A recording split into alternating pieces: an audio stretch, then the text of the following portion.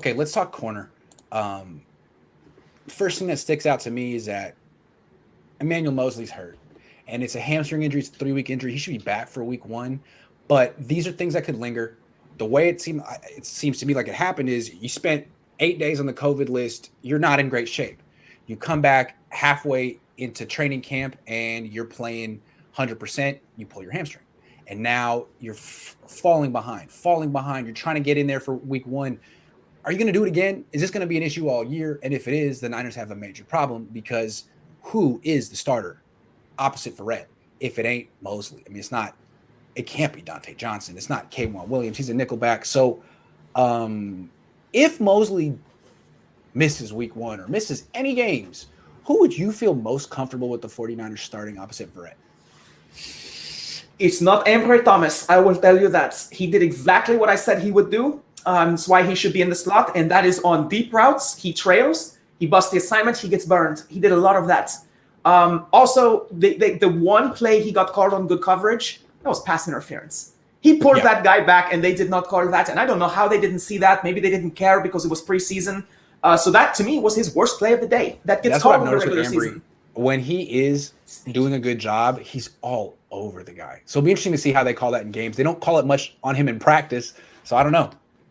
Yeah. This is where having Richard Sherman around would be good because the Legion of Boom, they used to say they had sticky fingers as well. That's true.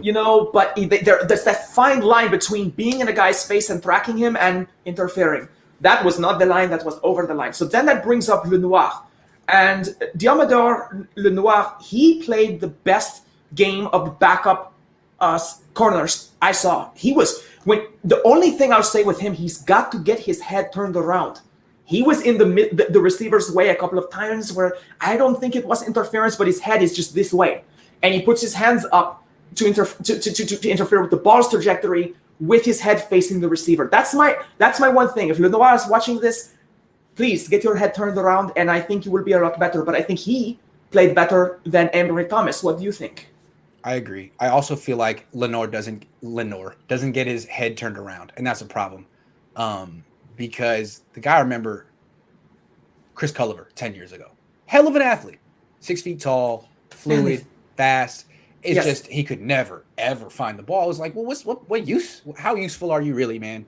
So, I think right now, if Mosley's out, Lenoir is the guy who starts, which is interesting, but it's not necessarily super reassuring.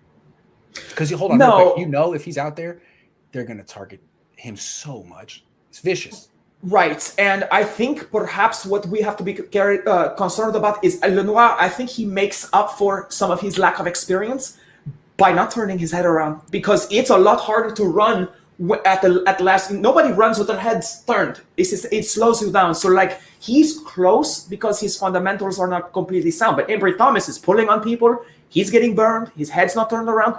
I'm not particularly worried. It's preseason game one, but at the same time, Ambry Thomas has got to work on that.